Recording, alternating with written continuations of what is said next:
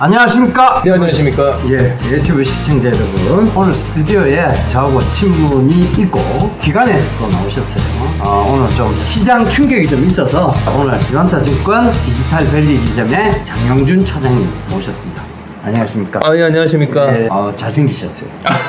우리 장 차장님 보면 항상 예. 온화한 얼굴에 아이들한테 잘 하시죠? 굉장히 자상한 아빠 같아요. 그러려고 노력하고 있습니다. 나는 사실 애한테 좀 자상하지는 못했던 것 같거든요. 예. 네. 그나저나 오늘 사담을 여기서 그만두고 어이없는 정치 상황이 좀 벌어졌습니다. 예, 그죠? 맞습니다. 예. 어제 저녁에 잠 안 자고 살짝 미국 정치를 봤거든요. 예. 미정치가 한 2% 이상 올라오는 거 보고 예. 오늘 우리 정치는 괜찮겠다. 갭을 띄우면 갭을 좀 몇 프로 내려오긴 하겠지만 상승 마감을 할 것이다. 이렇게 봤거든요. 예.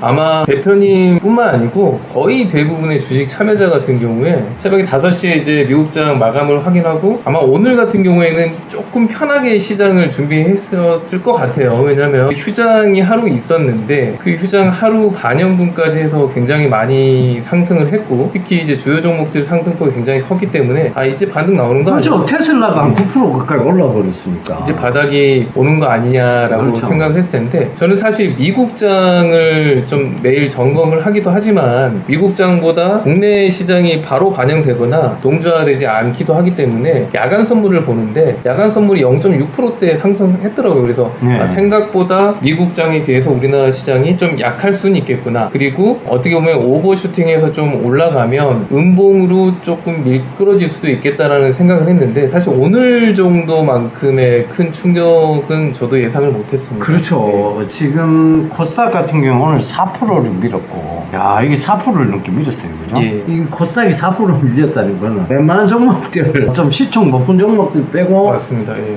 다른 종목들 거의 7%, 8% 밀렸다는 얘기거든요. 6, 이게 7%. 예, 예. 항상 제 고객분들도 그리고 시장 참여자들이 항상 기분이 안 좋을 때가 언제냐면 뭐 시장이 3% 4% 빠졌는데 내 거는 7% 8% 9% 빠지거든요. 이게 왜 그러냐면 예를 들어서 코스닥 지금 대장주 역할을 하고 있는 2차전지 소재 섹터들이 시총이 굉장히 높습니다. 그렇죠. 근데 걔네들은 안 빠지거나 소폭 상승 마감을 했는데 나머지 애들 평균 내가지고 4% 빠진 거니까 개별 종목들 특히 방어적인 성격까지 포함하면 거의 대부분의 종목은 오늘 코스닥은 7, 8% 이상 빠졌다라고 보시면 되고 그럼 지수보다 내 거는 왜 항상 더 빠지는 거야? 라는 아마 좀 힘든 그런 느낌을 받으실 건데 이게 지수의 구성상 오늘은 7, 8% 빠지는 게 그냥 평이한 수준이라고 보시면 될 것 같아요. 알겠습니다. 방금 문자 왔어요. 담보 부족 요청. 신용 좀 쓴 게 있는데, 예. 담보 부족 요청이 들었습니다. 저도 사실 네. 오늘 이 방송을 조금 급하게 좀 시장 진단에 대한 얘기를 좀 해보고 싶다는 말씀을 하셔가지고 참여를 하게 됐는데 저도 이제 증권사 직원이다 보니까 고유 업무로서 이제 장 끝나고 오늘 같은 경우는 담보 부족 계좌들에 대해서 이렇게 문자도 보내고 이제 안내를 드리는데 요즘에는 사실 시장이 그렇게까지 급락을 하지 않은 경우 특히 지난달까지는 일주일에 한 계좌 정도 있을까 말까? 근데 그렇죠. 요즘엔 매일 10계좌 이상씩 이렇게 나오거든요. 지금 제 개인적인 생각으로 제 고객분들도 그리고 많은 시청자분들 뭐 주식 투자하는 사람들이 많이 빠졌는데 어디가 바닥이야? 아니면 바닥을 도대체 뭘로 판단해야 돼? 이런 걸로 굉장히 많이 고민을 하실 거예요. 그렇죠. 근데 그 고민을 해결하려면 먼저 왜 빠졌는지 우리나라 시장이 글로벌 시장보다 더 빠진 이유가 뭘까? 이런 거를 고민을 하셔야 되고요. 그렇죠. 저는- 그래서 그거를 오늘 한번 짚어보려고요. 그 첫 번째는 지금 사실 우리가 아시아 증시 중에서도 특히 많이 빠졌어요. 맞습니다. 그죠? 예. 왜 그럼 우리가 더 밀리느냐에 대한 부분을 고민을 해봐야 되는데 아까 저 오면서 우리가 잠깐 얘기했지만 예. 테크 관련해서 대량 매도가 좀 나왔다. 그래서 우리하고 대만하고가 좀 많이 빠졌다 오늘. 예, 맞습니다. 이 얘기도 맞지만 예. 사실 대만에 비해서도 우리가 훨씬 많이 맞습니다. 빠졌거든요. 이걸 지금 이제 신용장부로 보시는 거죠.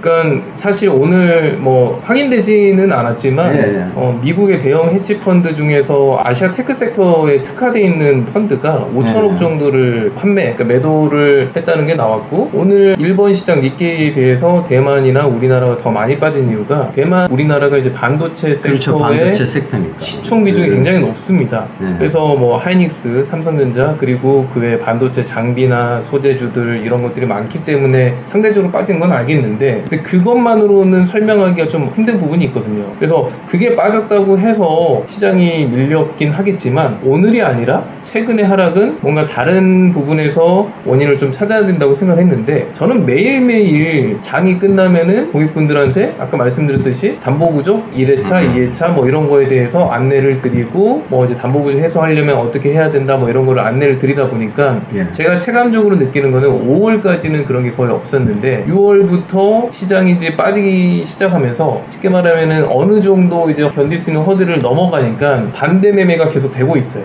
그럼 반대 매매의 프로세스를 알려드리면 사실 내가 가지고 있는 현금보다 더 많은 비중을 실기 위해서 이제 신용 혹은 대출을 사용을 하는데, 증권사에서 신용이나 대출을 그냥 무작정 계속 쓰게 할 수 없잖아요. 아니, 그렇죠. 어떤 사람이 네. 1억이라는 투자 자금이 있었는데 2억 원만큼의 주식을 샀는데 50%가 빠지면 내 원금은 1억이니까 그냥 전부 다 없어지는 거거든요. 근데 그 전에 50%가 빠지기 전까지는 깡통이 아니라고 했을 때 증권사 입장에서도 어느 정도 선에서 만약에 이 종목에 하한가가 가면은 이걸 다 팔았는데도 증권사가 이 사람한테 원금을 해소할 수가 없어요. 그래서 보통 담보 비율이라는 거를 정해놓고 거의 대부분의 증권사가 140%인데 그렇죠. 140%를 하회하면 1차 담보 보족으로 이제 통보를 하고, 그 다음 날도 만약에 담보 비율을 해소를 못하면 2차 담보 부족을 통보를 하고 나서 그 다음 영업일 시초가에 해당하는 만큼 반대매가 네. 나가는데, 이제 이거가 이제 신용 잔고 때문에 발생하는 건데, 아마 요즘에 증권방송이나 시황 관련 HTS 뉴스들 아니면 TV 공중파 뉴스에서도 반대매매가 계속 나가는데 이게 뭐 하루에도 몇천 원씩 빠진다 뭐 이런 얘기 계속 나올 거예요. 근데 과연 그거를 데이터상으로 어디서 확인하지? 궁금하신 분들이 많으실 텐데, 제 지금 화면 뒤쪽에도 나와 있는데요. 금융투자협회 홈페이지에 들어가면 우리나라 신용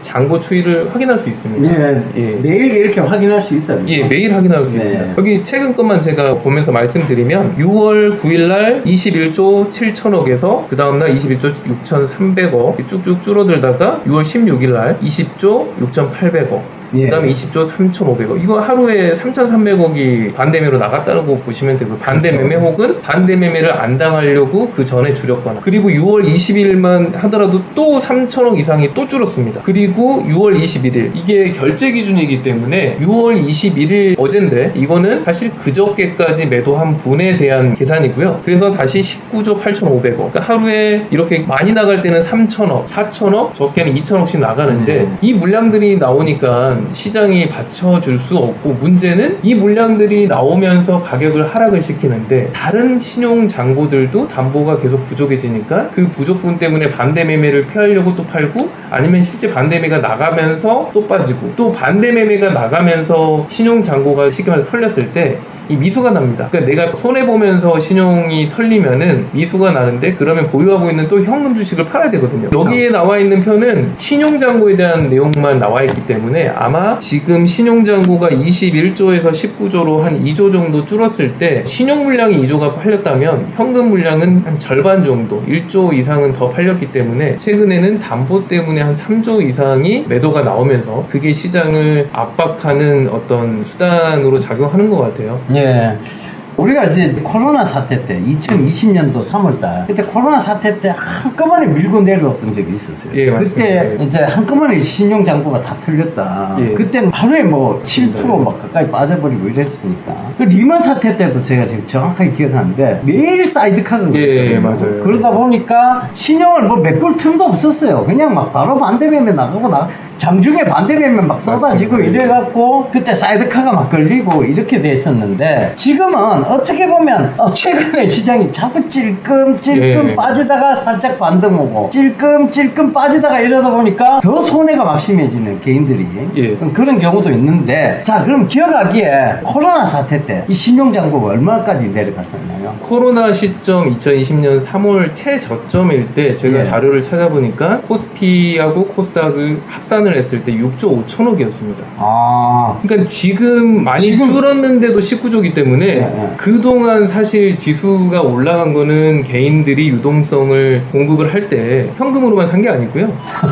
신용 지르고 그렇죠, 대출 신용. 지르고 해서 신용 많이 약간의 질렀죠. 상당한 버블이 일어났기 때문에 지금 3,200 이렇게 간 거고 그게 순수하게 개인들의 현금으로만 간 건 아닙니다. 제가 유튜브에서 강의할 때 아니 왜 우리가 흔히 이제 종합주가 지수가 그때 코로나 터지고 1400포인트까지 내려갔잖아요. 예. 그때 주식 비중 100% 플러스 레버리지를 썼다면 적어도 이제 종합주가 지수가 3000포인트 이상을 올라왔어. 그럼 3200포인트에 또 주식 비중 100%의 플러스 레버리지가 무슨 의미가 있느냐. 예, 맞습니다. 그죠? 그러니까 이게 여러분 저도 레버리지를 잘 활용하는 편이긴 한데 그럼 적어도 이렇게 올라왔을 때 레버리지를 없앴어요. 아니면 주식 비중 100%만 쥐고 있든가 주식 비중을 확 줄여서 주식 비중은 50%만 쥐고 있든가. 예. 그렇죠. 올라왔을 때 이미 차익을 했으니까. 근데 개인 투자자분들 계속 재투자 벌어도 또 재투자 이렇게 가니까 지금 다시 종합주가지수 3200에서 지금 2400을 깨고 내려오니까 이거는 지금 손실로 들어가신 분도 있어요. 맞습니다. 예, 예. 저도 참 이게 안타까운 게, 예.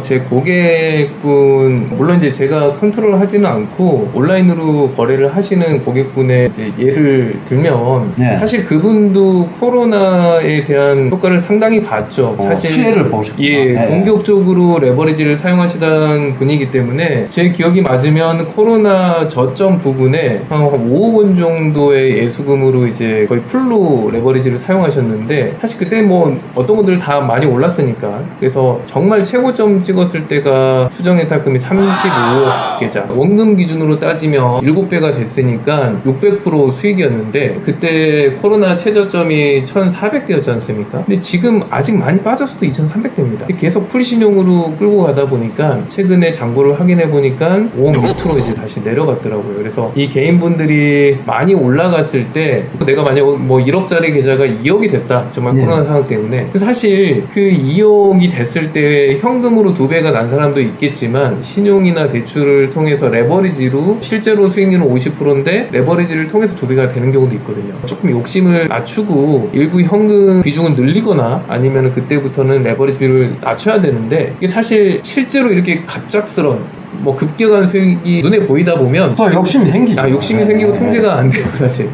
그러니까 내가 그래서 이제 한계형 체감의 법칙 설명을 했거든요. 신 팀장하고 국밥을 먹으면서 처음에 국밥 먹을 때 되게 맛있어요. 예. 그죠?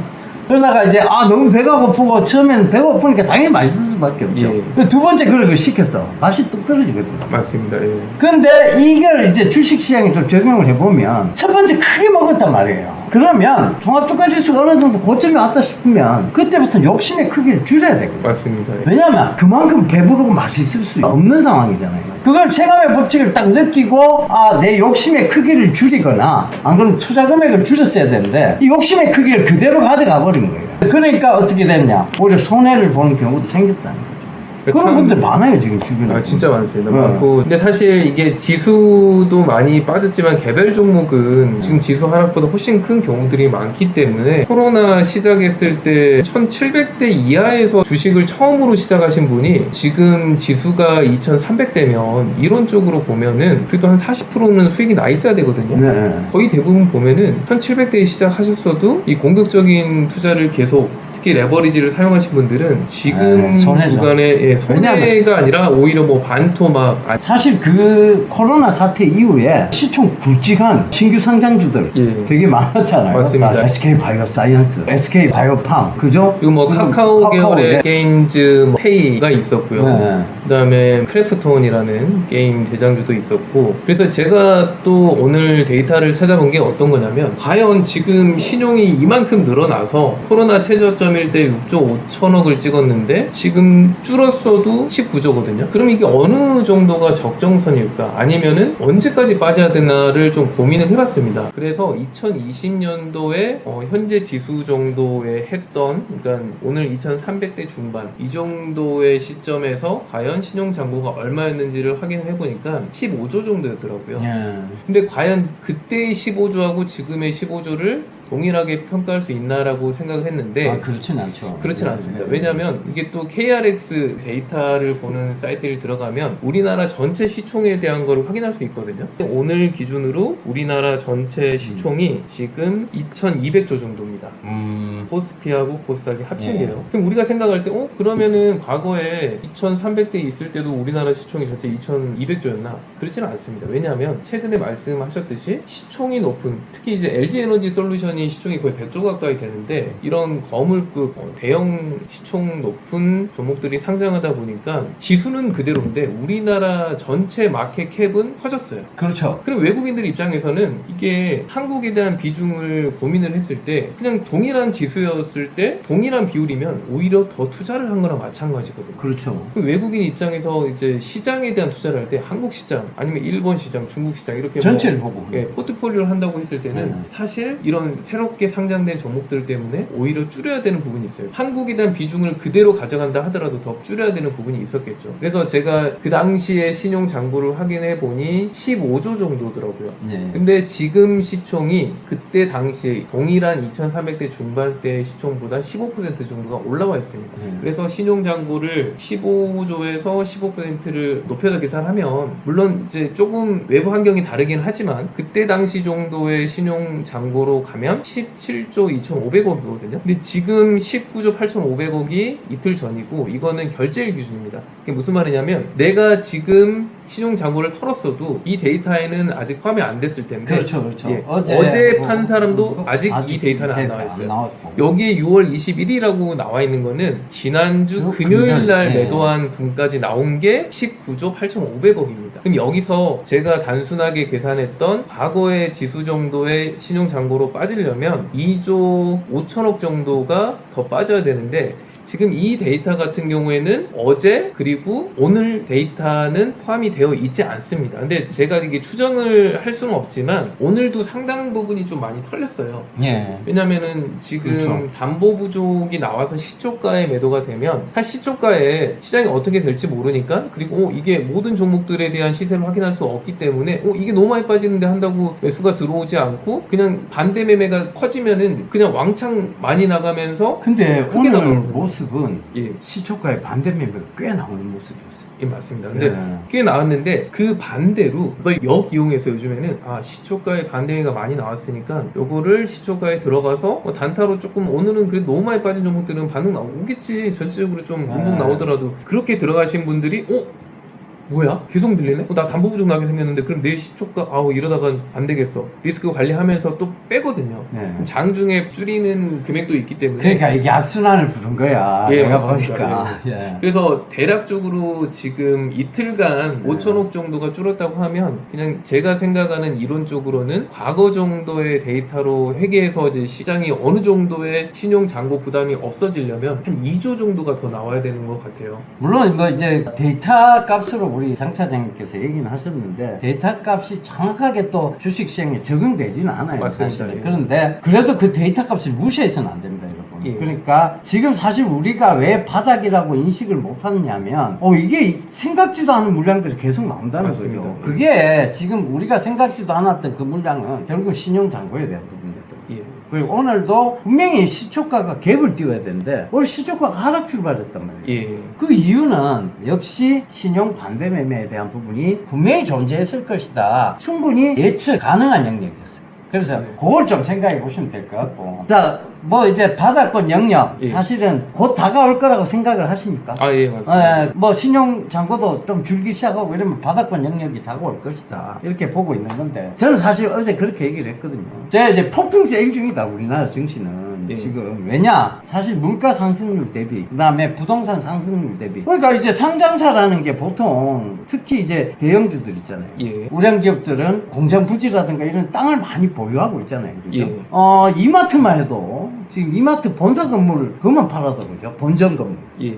그것만 팔아도 지금 시총의 뭐 반 이상이 된다고 하거든요. 그 땅값이 지금 오른 거에 전혀 반영이 안 되잖아요. 그 다음에 어찌됐든 그 재고, 즉 물건을 그만큼 가지고 있는데 사실 지금 물가 굉장히 올랐잖아요. 그리고 따지면 그 이익분도 반영이 안 된 거죠. 그래 따지면 지금 우리나라 어찌 보면 주식은 폭풍 세일 중이다, 이렇게 얘기할 수는 있거든요. 물론 저점을 잡으려 하는 노력은 중요하지만 지금이 어떤 저점 부근에서 모아가는 전략이라면, 그것도 특별하게 위험한 레버리지를 쓰지 않고 모아가는 전략이라면 괜찮지 않겠나, 이렇게 말씀드렸습니다. 가끔 이제 뭐 HTS 뉴스나 이런 데서 이 회사가 갖고 있는 부동산 가치만 얼마인데 이게 지금 시총이 얼마다, 갖고 있는 부동산만 해서 1조고 보유하고 있는 현금만 5천억인데 뭐 이 회사가 뭐 3천억 4천억에 거래되고 있다, 이런 표현들을 하잖아요. 네. 그리고 좀 어렵게 표현하면 우리가 이제 PBR이라는 표현을 쓰는데, PBR이 1 미만이면 이 회사의 장부상 가치보다도 더 싸게 거래되고 있는 거거든요. 그렇죠, 그렇죠. 근데 이제 종목마다의 좀 차이는 있지만 통으로 봤을 때 우리나라 전체 시장의 지금 PBR이 0.9 밑으로 내려갔습니다. 이게 무슨 그렇죠. 말이냐면 지금 거래되는 게 9,000원인데 이 회사는 사실 뭐 지금까지 돈 벌던 거 이거를 못 본다 하더라도 지금 갖고 있는 청산 현금이나 가치. 그렇죠. 그렇죠. 부동산을 다 팔면 10,000원만큼의 가치가 있다는 거예요. 근데 특히나 이제 우리나라 주식의 과거 데이터를 보면 시간차는 있어요. 그러니까 이게 어디까지 빠질지 아니면은 뭐 여기서 반등할지는 사실 그거는 제 영역은 아닙니다. 근데 제가 생각하는 주장은 최근에 빠지는 원인을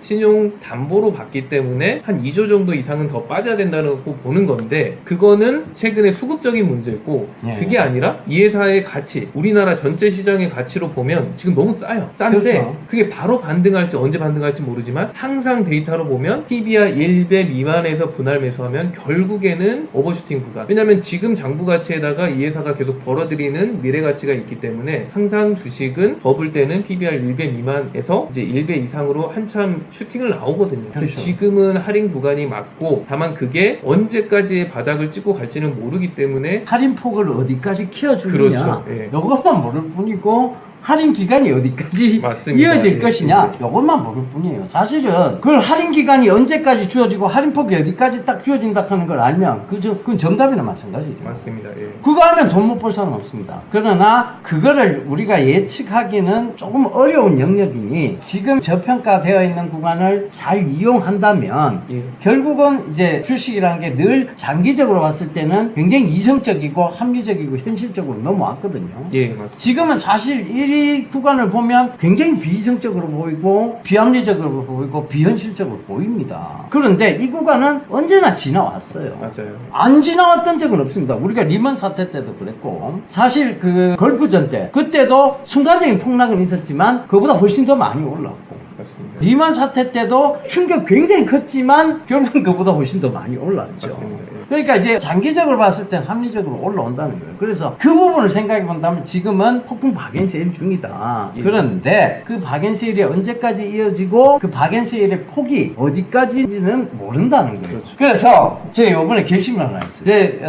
가지고 있던 페라리, 벤틀리, 아, 벤테이가 예, 예, SUV 있잖아요. 예, 예. 그걸 내가 처분을 하고 팔았으니까 현금이 생길 거 아니에요. 예. 그죠? 한 뭐 5, 6억 정도가 되겠더라고요. 그 사이에 현금하고 레버리지를 좀 써서 이래갖고 이제 저점을 잘 잡았을 때 또 정상적으로 회계하면 그게 10억이 될지 20억이 될지 아, 그럼요. 몰라요. 네. 그렇게 또 정상적으로 회계했을 때 나중에 또 차를 더 좋은 걸로 좀 바꿔보고요. 제가 예전에 그 코로나 때 그렇게 해서 또 차를 좋은 걸로 바꿨잖아요. 레버리지를 써서. 더 좋은 차가 있을까요? 아니 얘기는 어느 정도 좀 마무리가 된 것 같고, 보는 관점은 사장님도 그렇고 우리가 비슷한 것 같아요. 근데 시점을 정확하게 우리가 예단할 수 없다는 것이지, 예. 그 부분은 여러분들께서 판단을 잘 해보시고, 자, 장차장님 보시기에도 이번 달 말 전으로 저점은 형성이 될 것 같다. 제가 생각하는 뭐 근거가 여러 가지가 있는데, 예, 예. 일단 전체 시장을 봤을 때 왜 갑자기 글로벌 시장이 빠졌는지를 보면은, 일단 코로나 때 너무나 많은 유동성으로 자산 버블이 일어났습니다. 뭐 그렇죠, 사실 그렇죠. 아파트 값도 굉장히 많이 올랐고요. 임금도 올랐고, 뭐 안 오르신 분들은 힘드시겠지만 임금도 올랐고, 그다음에 주식 가격도 올랐습니다. 근데 이게 오를 때 계속 오르면은 좋긴 하지만 특정 구간을 넘어가면 이게 경제에 굉장히 큰 타격이에요. 무슨 말이냐면 지금 임금이 올라갔는데도 실질 소득은 빠졌다는 얘기가 있어요. 무슨 말이냐? 내 임금 상승분보다 내가 사용해야 되는 물가 상승률이 더 커지면 내 소득이 더 줄어드는 거나 같습니다. 그러게 되면 사람들이 소비를 줄게 되고 기업들 이익이 줄게 되고 경제가 계속 악순환되게 돼요. 그래서 사실은 적정 구간의 인플레이션은 긍정적인데 너무 심한 인플레이션은 좀 줄여야 되거든요. 그래서 금리 인상을 하는 건데, 그래서 5월 달에 CPI 물가 지표가 굉장히 높게 나왔었고요. 그래서 그것 때문에 좀 쇼크가 있었는데, 물가 지표, 특히 CPI를 구성하는 요인 중에서 에너지가 10%인데 전쟁 상황이기 때문에 어느 정도 이건 예측 불가능이긴 해요. 다만 옐런 장관이 러시아 원유를 수출할 수 있게 하는 대신에 특정 비용을 캡을 씌우자, 그래서 공급은 늘리게 할 수 있도록 하자라는 발언도 했었고요. 제가 실시간으로 보니까 뭐 WTI 기준으로 한 선물이 104달러 이 정도로 최고점 대비해서 한 20% 가까이 빠지고 있고, 곡물 가격도 우리 주식과 다르게 소구권에서는 이제 밀이 굉장히 중요합니다. 소맥이라고 하죠. 그렇죠. 위트 그 선물 퓨처를 보면은 굉장히 많이 빠졌어요. 근데 미국이랑 중국이 굉장히 풍작이어가지고 빠졌다고 하고, 추가적으로 우크라이나에 지금 쌓여있는 재고 곡물들도 수출할 수 있게, 정 안 되면 육로로도 수출할 수 있게끔 이렇게 해서 일단 인플레는 빠졌습니다. 그래서 이제 인플레에 대한 부담은 없고, 그다음에 공급망 문제인데 가장 컸던 게 중국이었죠. 중국은 이제 코로나 제로 정책이기 때문에 사실 현실적으로 맞진 않지만 어쨌든 조금은 최근에 유연하게 대처하고 있어서 데이터도 괜찮기 때문에 이제 공장들도 많이 돌아가고, 그래서 공급망까지 해결됐어요. 근데 어느 정도는 다 해결됐는데 이제 전쟁 리스크는 우리가 감당할 수 없는 부분이고, 그래서 FOMC, 우리로 따지면 금통위에서 금리를 결정할 때 계속 자이언트 스텝 하기에는 좀 부담스러운, 왜냐면은 물가가 고점 찍고 내려왔으니까 계속 그렇게 할 필요는 그렇죠. 없지 않습니까? 그들도. 예. 그러니까 이게 사실 금리 인상은 장기적 악재가 맞아요. 예. 그런데 그 금리 인상의 요인이 장기적이다라고 보기가 힘든다는 거예요. 그러니까 금리 인상은 장기적 악재가 맞는데 금리 인상의 요인이 장기적이지 않기 때문에 지금 말씀하셨듯이 전쟁으로 인한 갑자기 밀 가격이나 국제 유가의 상승, 원자재 가격의 상승이 결국은 지금 이제 어느 정도는 해소되어져 가고 있다. 특히 거기다가 종전이나 뭐 휴전 나와버리면 그렇죠. 그러면은 그렇죠. 굉장한 급반등이죠. 급등이 나올 수 있어요. 그런 부분들이 오히려 CPI 지수를 또 확 끌어내릴 거고. 그리고 저는 이제 최근에 파월 발언 중에서 이런 발언을 했는데, 사실 그게 시장을 좀 끌어내린 요인 중에 하나이지 않을까라는 생각인데, 주식 자산이 빠지면은 가처분 소득이 줄어듭니다. 그러니까 내가 만약에 어떤 뭐 부동산을 사고 싶거나 어떤 물건을 사고 싶을 때 내가 사용할 수 있는 가처분 소득, 그러니까 처분할 수 있는 소득 자체가 줄어드는 거죠. 주식 자산이 빠지니까. 근데 그렇게 해서라도 소비 심리를 좀 낮춰서 인플레를 줄이겠다라고 했는데, 최근에 미국의 유통 주식들이 빠진 이유가 사람들이 이제 너무 가격이 높으니까 잘 안 살려고 합니다. 그래서 이제 그런 자연적인 이유로도 조금 인플레는 해소시킬 거다. 그래서 저는 매크로 변수로 보면 이제 주식의 반등 구간이 올 건데, 우리나라는 과연 그러면 어디까지 빠지고 갈 거냐라는 고민을 했을 때, 제가 생각한 데이터는 신용잔고 과거 지표로 봤을 때 여기서 한 2조에서 뭐 좀 더 많이 빠지면 2조에서 3조 정도를 더 빠져야 되는데, 왜 제가 이번 달 정도로 그 시점을 보고 있냐면, 제가 아까 데이터를 보여드렸지만 하루에 많이 나갔을 때는 3천억, 4천억씩 나가거든요. 근데 지금 이렇게 급격하게 하락하면 더 나갈 수도 있어요. 근데 보수적으로 그냥 3천억씩 잡는다고 치면 제가 예상하는 어느 정도의 저점의 신용잔고가 한 7영업일 정도고, 다음 주에 5영업일 올라수목금일이지 않습니까? 그러면은 뭐 내일 목요일 금요일 이 정도 하면 뭐 6월 말 7월 초 이 정도로 해서 어느 정도의 신용 잔고 바닥은 나올 것 같고, 그리고 추가적으로 이 최근에 신용 잔고가 빠지는데 대표님 아까 문자로 담보 부족 이렇게 왔는데 이게 반대매가 안 나가게 하려면 돈이 있으면 넣어야 되거든요. 돈이 없어요, 개인들이. 왜냐하면 작년부터 개인들 신용대출하고 마이너스 통장 대출에 대해서 은행권 규제가 굉장히 심해져가지고 그렇죠. 대출이 안 돼요. 대출이 안 되는데 7월부터 아마 뉴스를 검색해 보시면 아시겠지만, 정권이 바뀐 다음부터 7월부터는 해당하는 신용이나 마이너스 통장에 대한 대출 규제가 좀 풀어집니다. 그러면은 현금이 좀 생겨요. 그렇죠. 현금이 생긴다는 거는 두 가지로 보면 되는데, 야 이거 주식 진짜 싼데? 나는 뭐 신용으로 쓰는 사람은 아니야. 근데 난 너무 싼 것 같아. 장기적으로 이건 너무 이론적으로 싸. 그러면은 신규 매수분에 대한 기대가 있을 거고요. 그리고 기존에 좀 물려있던 분들이 신용 잔고 때문에 부담스러우셨던 반대 매매가 나갈 수 있는 자금들을 대출을 받아서, 아 그래 지금 저점에 털리는 것보다 뭐 신용 뭐 마이너스 통장 대출 그 금리를 낸다 하더라도 나는 좀 더 현금을 주식계좌에 넣어서 좀 막아보겠어. 그러면은 매도가 줄어드는 거거든요. 그래서 그런 그렇죠. 부분 때문에 저는 개인적으로 6월달 CPI도 시장에서 예상한 것보다는 지금 아직까지는 말까지는 좀 기간이 남아있고 일평균으로 계산해서 에버리지로 나오겠지만, 에너지 가격 120달러에서 지금 104달러까지 빠졌고요. 곡물 가격 상당 부분을 차지하는 밀 가격도 빠지고, 옥수수 가격도 좀 빠지더라고요. 예, 빠지고 예, 있더라고요. 그래서 그런 부분, 그 다음에 우리가 소비하는 여러 뭐 중고차 가격이라든지 여러 지표들이 있는데, 일단 개인 소비자들이 물건을 잘 안 사서 할인점에서의 판매되는 물건값도 싸지고 있기 때문에 의외로 6월 CPI가 시장 예상보다 낮게 나오면 아, 그러니까. 7월부터는 상당 폭의 지수 반등이 나올 수 있다. 근데 그 전에 해소돼야 되는 거는 저는 신용 장고라고 보고, 그게 어떻게 보면은 우연일지 모르겠는데 남아있는 영업일로 감안하면 대략 과거에 2020년 요 지수였을 때의 신용 잔고 정도로는 빠질 수 있지 않을까 하는 뭐 그런 생각을 하고 있습니다. 예. 그래서 지금 내가 차를 팔려고 합니다. 왜냐하면 지금 한참 시세가 좋고. 예. 근데 맞습니다. 이게 사실 이렇게 부동산도 빠지고 그다음에 이제 주식도 빠지고 이러다 보면요. 이 사치품에 대한 약간 그 가격 변동이 생겨요. 특히 맞아요. 중고차 가격 빠지기 시작할 거고. 그죠? 그건 좀 늦게 나타나는데. 그다음 지금 벌써 시계 있잖아요. 예. 중고 시계 가격 빠지고 있대요. 그러니까 이게 뭐냐면 코인 시장이 급격하게 위축이 되고 예. 그다음에 주식 시장이 급격하게 위축이 되니까 이들이 갖고 있는 거 다 파는 거죠. 그렇죠. 갖고 있는 거 막 파는 거지. 그러니까 그들이 빨리 내다 팔기 전에 내 걸 먼저 팔아야 되는 거야. 그죠? 예. 그래서 내가 지금 급하게 마음을 먹은 거야.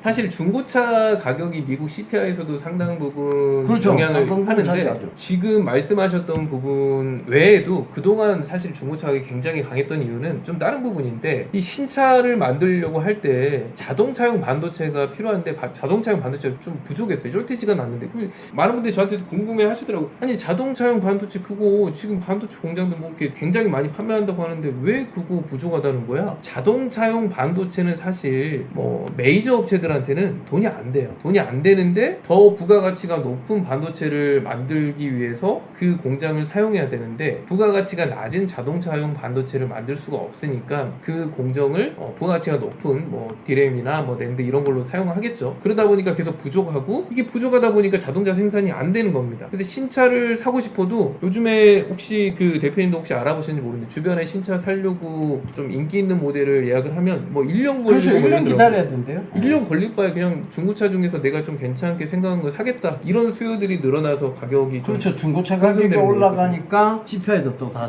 덩달아 근데 최근에 나온 리포트를 보면 예. 이 자동차용 반도체에 대한 공급이 상당히 이제 늘어날 거고, 네. 하반기에는 해소가 돼가지고 신차에 대한 생산량이 굉장히 늘어날 거라고 네, 보거든요. 그렇죠. 빨리 파셔야 될 것 같아요. 예. 그렇죠. 예. 그걸 빨리 팔아야 될 것 예. 같아요. 그래서 지금 기회다 예. 생각을 하고 있는 거죠. 빨리 잘라서 예, 맞습니다. 지금 폭풍 세일하고 있는 주식을 담아서 더 좋은 차로 그럼요. 더 좋은 차로 가면 되는 거죠. 그죠?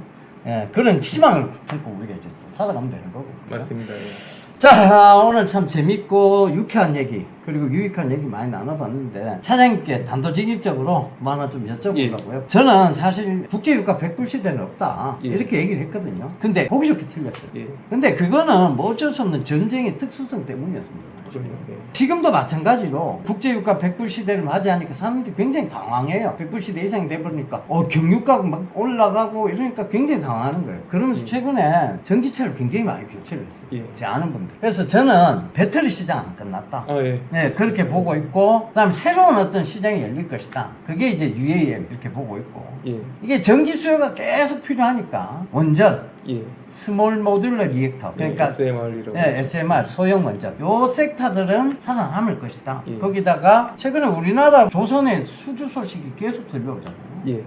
그러니까 조선주 리사이클링이 되고 이런 부분들을 본다면 이 중에서 예. 그리고 또 고령사회를 가면 제약바이오가 계속 어떤 예. 관심을 받을 수밖에 없잖아요. 맞습니다. 예. 이 중에서 우리 장 차장님이 예. 강력하게 시청자분들한테 나는 이 섹터만큼은 좋게 본다. 일단 저는 배터리는 굉장히 좋게 봐요. 산업의 성장도 지금 소위 말해서 성장주들 중에서 유일하게 안 꺾이는 부분이 배터리 소재 쪽입니다. 네. 근데 그게 그도 그럴 것이, 그동안 같이 올랐던 뭐 카카오나 네이버 게임주들 이런 애들 보면 분기당 실적이 꺾였거든요. 근데 배터리는 안 꺾여요. 그러니까 이게 너 비싼 거 아니야? 그래 좀 비싼 거 같아. 근데 너도 비싸고 얘도 비쌌어. 근데 얘는 꺾였어. 얘는 안 꺾이고 더 성장을 하니까 이제 쉽게 말하면은 조금 더 프리미엄을 주는 건데, 그래서 사실 배터리는 저는 지금도 긍정적으로는 봐요. 근데 과연 이제 배터리를 투자하시는 분들 지금 사실 2차전지 소재 쪽으로 하신 분들은 안 꺾이고 이제 손해도 나지 않고 이제 이익 구간이었으니까 과연 언제쯤 이거를 팔아야 되느냐라는 고민을 할 건데 사실 그러니까 제가 배터리를 추천한다기보다 기존의 배터리를 갖고 계시는 분들이 언제쯤 매도하느냐 뭐 이런 거에 대해서 저희가 아까 그 차에서 잠깐 그렇죠. 뭐 그렇죠. 얘기했죠. 그러니까 했는데 이게 배터리의 성장으로 보면 아직 단계가 많이 남았다니까요. 예. 지금 이제 3원계 배터리인데 예. NCM, NCA 예. 그러니까 니켈, 코발트, 망간, 니켈, 코발트, 알루미늄 예. 이건데 이게 비싸다고 지금 인산철 배터리 쓰니 많이 이런 얘기가 있다가 예. 결국은 성능이 좋은 배터리가 돼야 되니까 여기서 지금 더 진일보한 하이니켈 배터리 그다음 그거에서 또 더 진일보한 단결정 배터리 그거에서 또 더 진일보한 즉 꿈의 배터리라고 불리는 전고체 배터리 이 수준까지의 단계가 굉장히 많이 남았다는 거고 지금 배터리 시장에 정체기가 온다 이거는 저는 글쎄요 우리나라 지금 돌아다니는 차 중에 2대 중에 1대꼴은 전기차가 보여야 그 시장에 어떤 정체기가 오지 않을까 그렇게 보는 상황입니다. 그러면 지금은 아직은 성장기라고 봐야 돼요. 예, 그 저는 성장기인데 사실 뭐 정말 돌아다니는 차가 전기차가 많이 보이면 오히려 그때는 매도로 하는 거는 당연하다는 생각이고 네, 네 맞습니다. 조금 더 좀 짧게 봤을 때는 최근에 2차 전지 배터리 소재 업체들이 공시 내용들을 살펴보면요 투자를 엄청나게 많이 합니다. 그렇죠. 엄청나게 하더라고. 완성품인 LG 에너지 솔루션이나 삼성 SDI, SK온은 SK이노베이션의 이제 자회사인데 걔네들도 많이 하는데 자기가 납품해야 되는 완성품 애들이 증설을 하니까 거기에 맞춰서 엄청나게 증설을 해요. 근데 이제 그 증설을 한 시기를 이제 실제 제품으로 나오는 시기들을 보니까 2025년도에 이제 실제 의미 있는 양산을 하는 게 많이 있더라고요. 네. 그러게 되면 이게 우리나라 소재업체뿐만이 아니라 글로벌 애들 같은 경우도 최근에 증설한 데이터를 보면 2025년이 굉장히 많아요. 네. 그럼 역으로 따지면 2025년도에는 소재가 쇼티지가 아니라 공급이 상당하게 돼서 단가 인하에 대한 부담이 좀 있을 수 있다라는 생각을 해서 주식은 항상 6개월 선반영 이런 얘기가 하니까 2024년도 정도에는 좀 꺾이는 구간이 있지 않을까라는 생각을 피크아웃 좀 할 수 있다. 예, 그러니까 주가로는 피크아웃이 좀 선반영해서 2024년이고 이제 숫자로 보여줬을 때 피크아웃은 2025년이지 않을까라는 개인적인 생각을 갖고 있습니다. 그리고 사실 말씀하셨던 뭐 UAM이라든지 뭐 메타 플랫폼 뭐 관련해가지고 여러 가지 뭐 메타버스 관련주 뭐 여러 가지 종목들도 다 좋을 건데 그거는 사실 그 분야는 아직까지 시장에서 상용화돼서 돈을 버는 사업 쪽은 아니에요. 그렇죠. 예, 숫자가 그러니까, 나오지는 예, 않죠. 사실. 언젠가는 터지고 산업이 커질 건데 개별 종목들은 어떤 애들이 갈지 모르니까 그거는 이제 산업은 커지겠지만 어떤 종목을 선별하는지에 따라 수익률이 굉장히 뭐 이렇게 차별화가 될 것 같고 통으로 봤을 때는 일단 2차전지 소재 쪽은 제가 생각하는 거는 2024년도에는 좀 꺾일 수 있을 것 같고 근데 이제 변수가 하나 있는데 말씀하셨던 부분 이제 뭐 NCA나 NCM 이런 일반적인 그 배터리 지금 국내에 있는 K배터리에서 지금 잘 나가는 분야가 아닌 정말 획기적인 배터리가 나올 수도 있거든요. 그렇죠.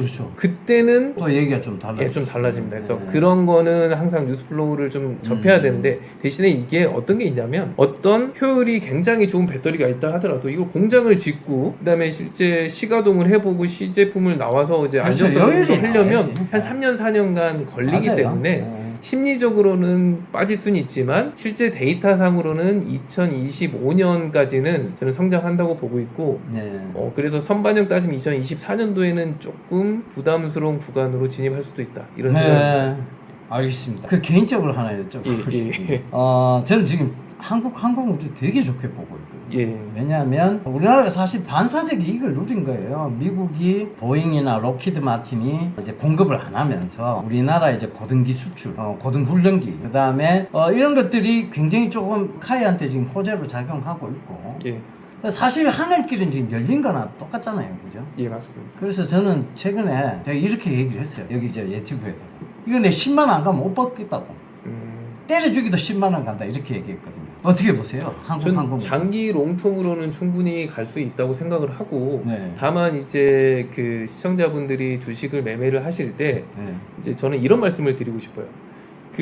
좀 정말 답답했던 부분이 뭐냐면 제가 이제 증권회사 직원으로서 고객분들한테 이제 어떤 컨트롤이나 조언을 드릴 때 사실 테마주를 하시는 분들 중에서 가장 많이 하는 게 정치 테마주지 않습니까? 그렇죠, 그렇죠. 그러면 내가 만약에 지금 이미 이제 당선이 됐지만 뭐 윤석열 대통령, 윤석열 주가 있다. 아니면 이재명 주가 있다. 그런데 이 특정 이벤트가 있으면요. 네. 내가 갖고 있는 주식이 윤석열 주든 이재명 주든 누가 당선돼도 빠져요. 네, 그렇죠. 그래서 이제 많은 분들이 궁금해하시는 어제 누리호 발사가 이렇게 성공적으로 됐다고 하고 네. 몇 년간에 걸쳐서 추가적으로 계속 이제 발사한다고 하는데 오늘 왜 빠지지? 그렇죠. 그럼 왜 빠지냐면 우주항공주들. 예, 이미 재료가 이제 노출됐기 때문에 빠지는 노출됐죠, 거예요. 그렇죠. 그러니까 장기 롱텀으로는 가져갈 수 있는데 제가 봤을 때는 8월달에 뭐 달누리호라든가 뭐 네. 어쨌든 그 달의 탐사선 때문에 또 이제 이슈가 있을 건데 또 다시 가겠죠. 근데 그 발사 기준으로 전일까지는 또 좀 파셨다가 네. 그러니까 좀 비중 조절을 하시면 장기 롱텀으로 10만 원은 충분히 가능할 것 같아요. 근데 그렇죠. 사실 기분이 상당히 나쁘거든요. 왜냐면은 굉장히 호재가 있는데 이게 위로 슈팅하는 게 아니라 재료 노출하고 빠져버리는. 거꾸로 가십니다. 그런 이벤트 때마다 조금씩 비중 조절을 하면서 롱텀으로 가져가신다면 조금 마음 편한 뭐 장기 롱텀 투자가 될 수 있을 것 같습니다. 아, 그러니까 바이 앤 홀드가 아니고 예. 바이 앤 밸런싱 해라. 아예 저는 그렇게 보고 그런 관점에서 얘기해 예. 주시죠.